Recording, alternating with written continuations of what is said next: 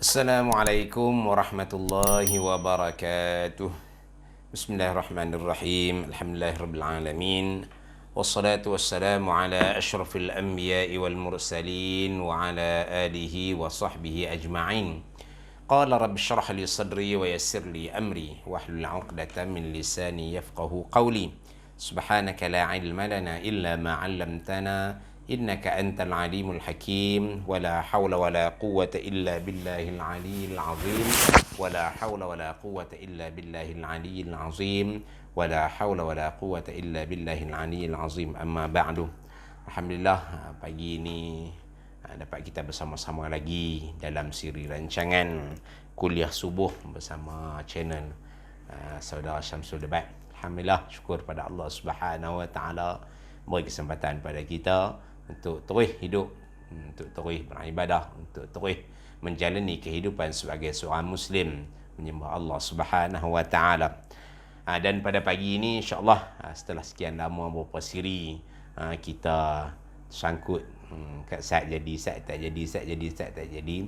Alhamdulillah, pada pagi ini insya-Allah kita akan teruskan kuliah subuh kita sekadar beberapa ketika untuk sama-sama merenung seperti mana yang diwar-warkan. Ana insya-Allah akan menceritakan berkenaan dengan sirah an-nabawiyah, kehidupan baginda Nabi sallallahu alaihi wasallam, khususnya Nabi kita Nabi Muhammad sallallahu alaihi wasallam.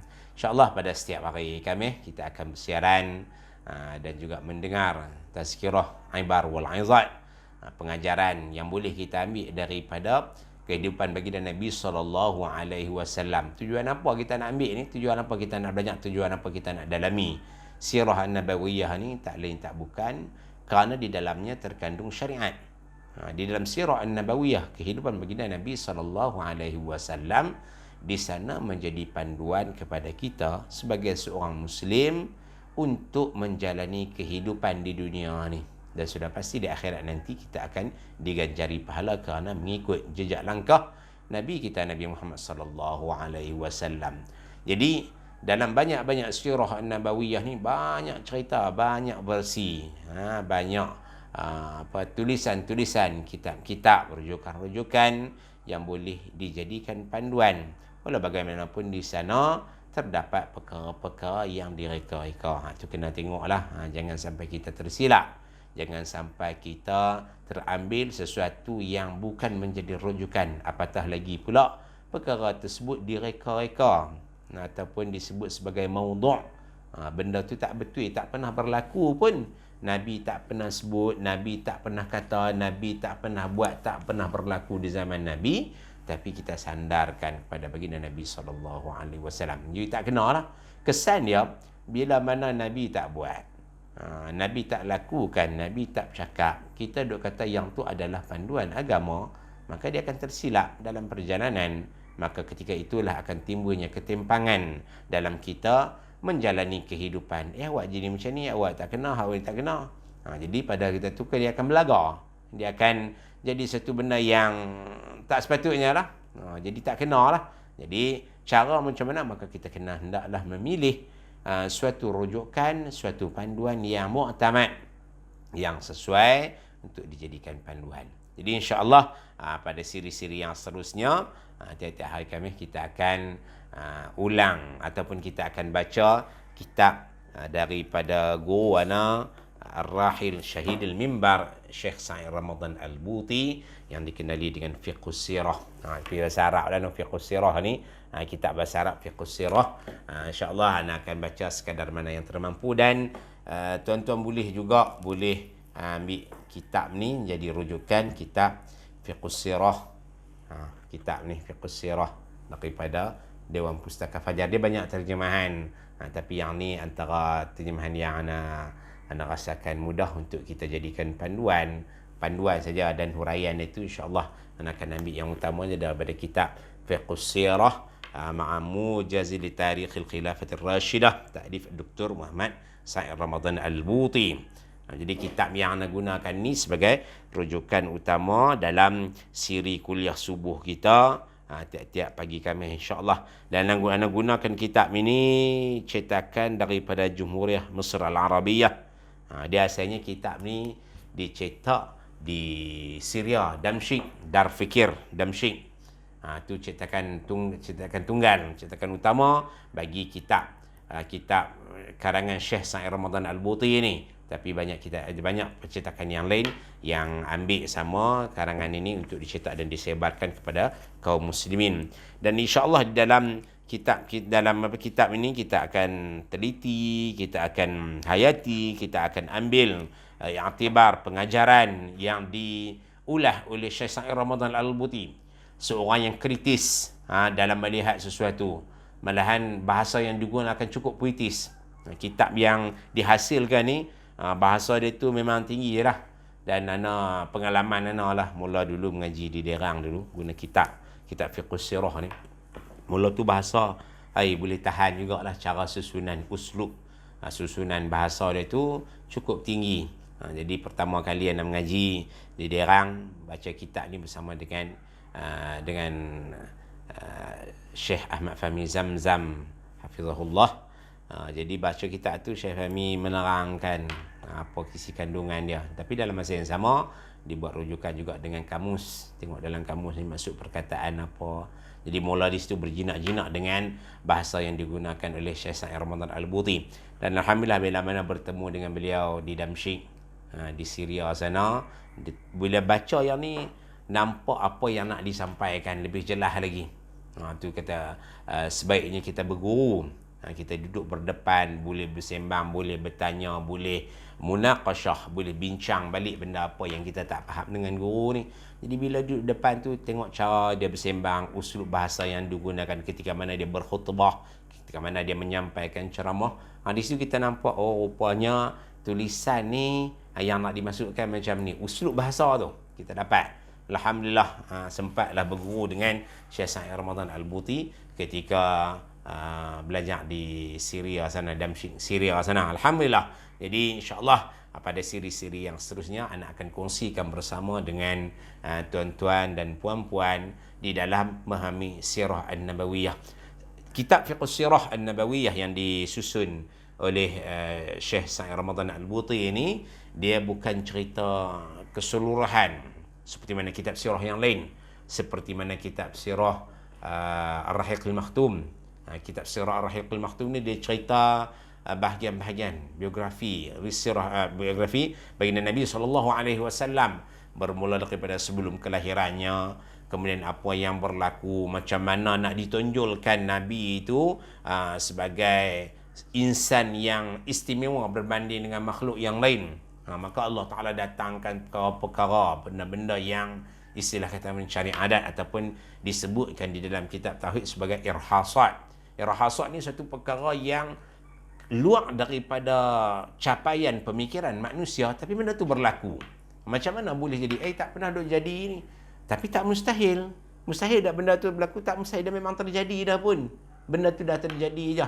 Jadi irhasat ni berlaku kerana Allah Subhanahu Wa Taala nak tunjuk bahawa akan lahirnya, akan terzahirnya satu insan yang mulia, seorang individu yang agung, maka dilahirnya Rasulullah SAW. Dalam kitab Sirah Ar-Rahiq Al-Makhtum dicerita satu. Daripada cerita tentang Abrahahnya, cerita berkenaan dengan burung ababilnya, di manakah berlaku perjalanan dia macam-macam, satu persatu disebutkan dalam kitab Sirah Ar-Rahiq Al-Makhtum. Adapun kitab fiqh sirah ni, dia hanya ambil bahagian-bahagian saja. Dan didatangkan beserta dengan huraian. Sirah ni, cerita ni, apa pengajaran yang boleh kita ambil? Apakah panduan yang boleh kita terapkan dalam kehidupan kita? Maka Syekh Sa'id Ramadan Al-Buti mendatangkan bahagian yang kedua setelah mana diceritakan berkenaan dengan kehidupan baginda Nabi SAW, didatangkan bersama dengan pengajaran, pemahaman di sebalik peristiwa sirah An-Nabawiyah tadi. Lalu diceritakan perkara-perkara yang apa faedah yang boleh kita dapat, apa pengajaran yang boleh kita ambil di sebalik kehidupan baginda Nabi SAW. Jadi dalam siri-siri seterusnya, insya-Allah anak akan bacakan cerita Nabi ini dan juga kita ambil apa pengajaran yang dibawa oleh Syekh Sa'id Ramadan Al-Buti untuk kita terapkan dalam kehidupan kita. Selok dah kalau kita ambil Syekh Sa'id Ramadan Al-Buti ini, kita jadikan panduan kerana dia pun hidup di zaman kita. Bukan kata hidup di zaman dulu, bukan kata hidup di zaman lampau. Tak jauh pun meninggalnya Syekh Sa'id Ramadan Al-Buti ini. Tengok tarikh dia bila dah. Meninggal pada 21 Mac 2013. 21 Mac 2013, baru berapa tahun kita 2021, sekitar di dalam 6 dan 7 tahun, baru 7 tahun je meninggalkan kita. Jadi apa yang diulahkan tu sesuai dengan kehidupan kita sekarang, dan juga yang keduanya menjawab tuhmahan-tuhmahan. Ini istimewanya, menjawab tuhmahan-tuhmahan sebahagian daripada orientalis, puak-puak barat yang cuba memutarbelikkan, yang cuba memesong, yang cuba nak merubah sirah an-nabawiyah ni, ataupun dia cuba nak ubah pemahaman di sebalik cerita Nabi SAW. Jadi Syekh Sa'id Ramadan Al-Buti datangkan dalam kitab Fiqh Sirah ni nak counter, nak jawab balik apa yang ditulis oleh puak-puak al-mustasyriqun, puak-puak orientalis ni, apa yang mereka cerita berkenaan dengan Nabi, pemahaman di sebalik perkara tersebut. Walaupun perkataan tu sikit, walaupun kecil, tapi dia punya jarum dia cukup-cukup halus. Untuk supaya apa? Nak pesongkan pemahaman ataupun nak larikan kita daripada kehidupan sebenarnya Nabi Muhammad SAW. Cerita berkenaan dengan tulisan-tulisan bukan Muslim yang menceritakan berkenaan Nabi SAW ataupun musuh Islam ni, mereka ni sebenarnya nak meruntuhkan Islam. Mereka tak akan redha dengan Islam. Seperti mana dalam Al-Quran Allah Ta'ala berfirman, "Walan tarda 'anka al-yahuda walan nasara hatta tattabi'a millatahum." Walan tarda 'anka al-yahud walan tarda 'anka al-yahud walan yahudu atau yahudu. Walan tarda 'anka al-yahud walan tarda 'anka al-yahuda. Tarda al-yahudu. Lupa tu noh. Nak tengok betul-betul Al-Quran. Jangan dia buat lawak main. Walan tarda 'anka al-yahuda walan nasara hatta tattabi'a millatahum. Mana ayat dia tu? Walan tarda 'anka al-yahudu. Yahudu, bukan yahuda, yahudu jadi fa'il. Walan tarda 'anka al-yahudu walan nasara hatta tattabi'a millatahum. Tak akan redha kepada kamu ni puak Yahudi dan Nasrani hatta tattabi'a millatahum, sehinggalah kamu mengikuti jejak langkah mereka. Ikut satu persatu. Jadi cara macam mana nak pesong al-yahudu, bukan al-yahuda, al-yahudu jadi fa'il. Tak akan redha orang Yahudi ni terhadap orang-orang Islam, sehinggalah kita ni orang Islam akan ikut jejak langkah mereka satu persatu. Cara macam mana? Mereka akan tarik kita, mereka akan bawa kita, mereka akan pesong kita, mereka akan alih jalan kita ni, seakan kita ni ikut mereka. Kan dalam hadis Nabi SAW menceritakan perihal kaum muslimin di akhir zaman nanti, Nabi kata la tattabi'unna sunan alladhina min qablikum shibran bi shibrin wa dhira'an bi dhira'in wa shibran bi shibrin hatta law dakhalu juhra dabbin lattaba'tumuhum. Akan kamu ikuti jejak langkah puak-puak zaman dahulu ni, shibran bi shibrin, sejengkai demi sejengkai, zira'an bi dhira'in, sekaki demi sekaki.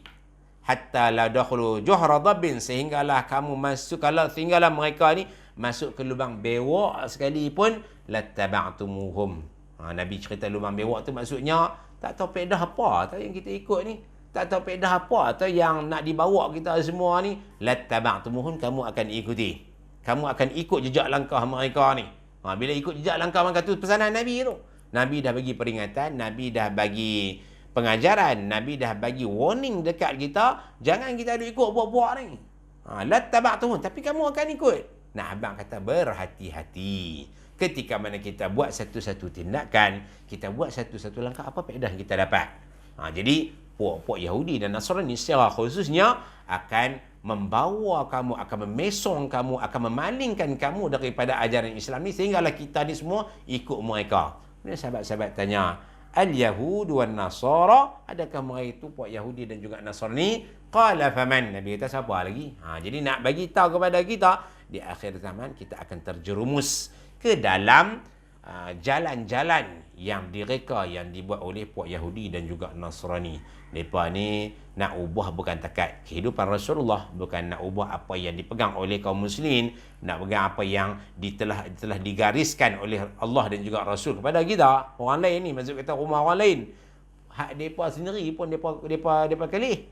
Dalam Taurat dan juga Injil mereka kalih semua supaya apa? Jangan duk ikut apa yang ada dalam Taurat dan juga Injil. Jadi kita sendiri pun mereka akan kuasai dan mereka akan pesong kita. Cara macam mana nak selamat daripada keadaan macam ni? Supaya kita ni tak terikut dengan apa yang dilakukan oleh puak Yahudi dan juga Nasrani, maka kembalilah kepada Islam yang sebenarnya. Yang pertama sekali, Nabi kata, taraktu fikum amrain ma in tamassaktum bihima lan tadillu abada. Ini Nabi bagi panduan. Nabi dah bagi pengajaran. Nabi kata, aku tinggalkan kepada kamu dua perkara, dua benda.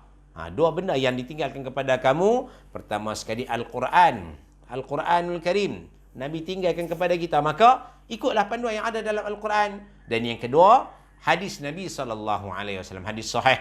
Hadis dalam Sahih Bukhari kita boleh rajak, dalam Sahih Muslim kita boleh rajak, Sunan ataupun Kutubus Sittah, Sunan Nasa'i, Sunan Ibnu Majah, Sunan Abi Daud dan juga Sunan Tirmizi.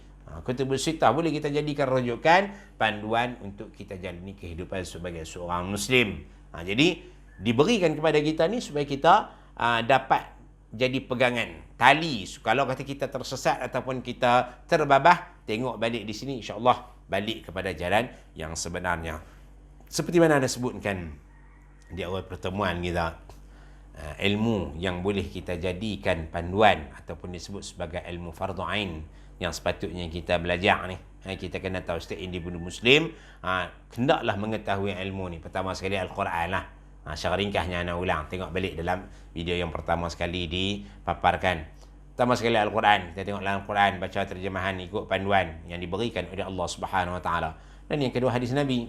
Hadis Nabi dah terangkan macam mana panduan dan juga caranya kita nak capai redha Allah Subhanahu Wa Taala. Yang ketiga dalam kitab akidah, supaya kita ni dapat faham dengan cara mantap, jelas, bersih, safi. Kita tengok dalam kitab akidah supaya tak lari lah. Dan yang keempat, kita apa? Syariat, kitab fiqh, nak jalani kehidupan kita. Syiar, simbol kepada Islam, tengok dia apa yang diamalkan, apa yang diberikan panduan oleh para fuqaha dalam memahami Al-Quran dan hadis. Yang kelimanya kitab tasawuf, untuk mendidik hati kita. Dan yang keenam yang kita usahakan sekarang ni ialah sirah an-nabawiyah, supaya kita dapat memahami 5 ilmu yang dipelajari tadi, yang dalam Al-Qurannya, dalam hadisnya, di dalam tauhidnya, di dalam fiqahnya, di dalam tasawufnya. Maka kita ambil daripada sirah an-nabawiyah untuk kita faham sebenarnya agama Islam. Dan itu jugalah poin yang sama jugalah yang dimuatkan oleh Syekh Sa'id Ramadan Al-Buti, yang ambil daripada kitab Syekh Sa'id Ramadan Al-Buti, yang menerangkan bahawa kepentingan sirah an-nabawiyah ini dalam memahami agama Islam yang sebenar. Kita nak faham agama Islam, macam mana Nabi buat, macam mana Nabi berhadapan dengan satu-satu isu, macam mana Nabi mendepani satu-satu perkara, maka termuat di dalam kitab sirah an-nabawiyah. Tapi kita tak baca sirah macam mana dalam kitab Sirah Rahil Makhtum lah. Kita hanya baca fiqh sirah, pemahaman di sebalik kehidupan baginda Nabi SAW. Walaupun tak semua, tapi kita akan cabut, kita akan ambil poin-poin yang penting, seperti mana yang digariskan oleh Syekh Sa'id Ramadan Al-Buti. Kita ambil mutiara-mutiara kata, poin-poin utama ataupun ilham yang diberikan oleh Allah kepada beliau dalam menerangkan apa yang berlaku di sebalik kehidupan Nabi SAW. InsyaAllah dalam pertemuan yang depan kita akan mula masuk pada muqaddimah daripada kitab Fiqh Sirah ni. Jadi tuan-tuan yang nak dapat lebih lagi, nak dapat faham lebih lagi, bolehlah cuba beli kitab ni. Kitab Sirah, Fiqh Sirah, Fiqh Sirah jilid dia ada 3 jilid. 3 jilid, terjemahan ni ada 3 jilid. Memang duk baca aku masjid-masjid sebagai muqarrar ataupun silibus dalam kuliah-kuliah di masjid. Jadi kita akan baca, kita akan semak, kita akan salin satu persatu, hadam apa yang termuat di dalam kitab Fiqh Sirah ni. Ataupun sahabat-sahabat yang sama-sama kita nak ngulang kaji, boleh kita baca kitab ni, cara yang Arab dah. InsyaAllah kita ambil yang Arab, ambil yang asal. Apa yang tak dikehendaki oleh penulis itu sendiri dalam kitab fiqh sirah berbahasa Arab ni, yang tu yang sebenar. Hak terjemahan ni, terjemahan pula diterjemahkan berdasarkan kepada pemahaman si penterjemah. Hak ni masuk kata yang ni masuk kata yang ni. Ni satu lagi isu buat penterjemahan, bila terjemahan ni berdasarkan pada pemahaman si penterjemah. Si penterjemah aku kata aku lebih selesa maksud yang macam ni, tapi aku lebih selesa maksud macam ni. Dia akan berlaku dalam terjemahan, dan yang tu jugalah berlaku di dalam dunia fiqh. Sebab para ulama berijtihad berbeza. Ni siap kata macam ni kerana memahami teks asal daripada Al-Quran. Jadi insya-Allah anda akan huraikan apa yang anda faham, apa yang anda dapat daripada guru anda Syekh Fahmi dan juga daripada Syekh Sa'id Ramadan Al-Buti sendiri. Mudah-mudahan tepatlah apa yang nak dihuraikan, mudah-mudahan betul lah apa yang nak disampaikan oleh Syekh Sa'id Ramadan Al-Buti kepada kita semua. Tujuan dia apa? Untuk kita sama-sama menghayati kehidupan baginda Nabi SAW, seterusnya kita terapkan dalam kehidupan kita seharian. Jadi sekadar itulah tazkirah subuh kita pada pagi ini. Mudah-mudahan apa yang dikongsikan memberi manfaat pada diri anak dan juga manfaat pada penuntut sekalian. Mohon maaf salah kata tersilap bahasa. Aqulu qawli hadza wa astaghfirullahal azim li wa lakum. Wassalamualaikum warahmatullahi wabarakatuh.